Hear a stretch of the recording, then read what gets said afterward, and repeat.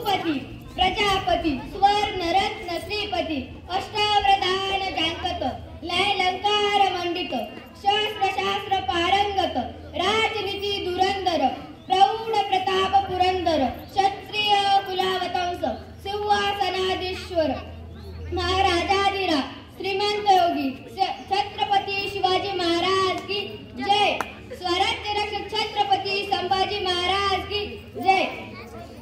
छत्रपती शिवाजी महाराजांच्या पदस्पर्शन पावन झालेल्या या भूमीत मला शिवराय विषय मनोगत व्यक्त करण्यासाठी संधी दिली त्याबद्दल आयोजकाचे आभार। महाराष्ट्राचे आदिदेव भूपती नृपती परप्रपती जगविख्यात विश्ववंदनीय राजाधिराज योगीराज श्रीमंत योगी छत्रपती शिवाजी महाराजांना माझा त्रिवार मानाचा मुलगा मी समृद्धी दीपक पाळसरे आज मी अशा एका महान पुरुषाची गाथा उलटणार आहे ज्याचा मला तुम्हाला साहित्य संपूर्ण जगाला अभिमान आहे, ज्याचा मला तुम्हाला साहित्य संपूर्ण देशाला अभिमान आहे।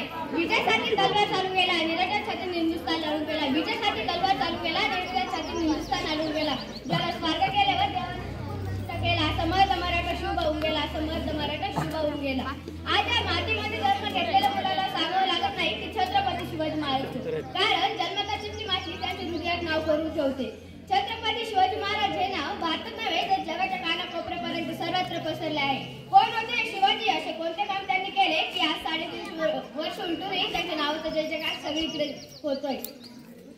इथल्या लोकांनी तर सोडा, पण इथल्या दरोड्यांना जर विचारले की छत्रपती शिवाजी महाराज कोण, विचारा त्या सह्याद्रीला आणि विचारा त्या सांगली लहरीला, अरे विचारा त्या सह्याद्रीला आणि विचारा त्या सांगली लहरीला माझा शुभा कसा होता, माझा शुभा कसा होता।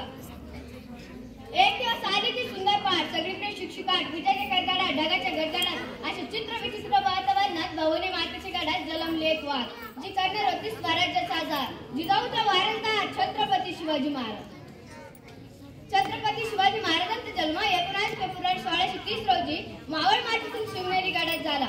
मित्रांनो, नशिबात तर सगळेच असतात पण नशीब बदलणारे एकच होते, हसमुख तर सगळेच असतात पण लोकांना मात्र एकच होते, नेतृत्व तर सगळेच करतात पण कर्तृत्व मात्र एकच होते, ते आमचे राजच होते, ते आमचे राजच होते। चमकणारे ताजवे बरेच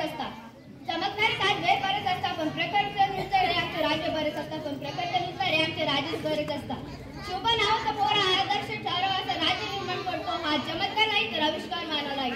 जिजाऊ आणि शहाजी राजांचा ध्येय गाठण्यासाठी जिद्द हवी, जिद्द येण्यासाठी स्फुरण हवं, स्फुरण गाठण्यासाठी नेतृत्व हवं, नेतृत्वासाठी कर्तृत्व हवं, कर्तृत्वासाठी पराक्रम हवं, पराक्रमासाठी अभिमान संस्कृती हवी, अभिमान संस्कृतीसाठी स्वाभिमान देशभक्ती हवी आणि या सर्व एकाच नावामध्ये अनुभवायला मिळतं, ते नाव म्हणजे राजश्री छत्रपती।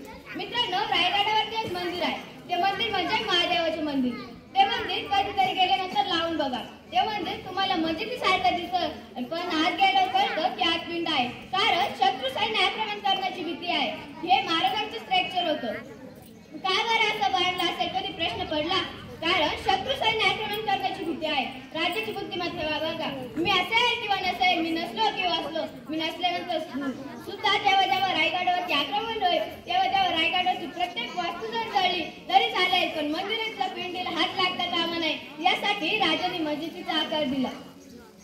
हर हर महादेव, हर हर महादेव। धन्यवाद।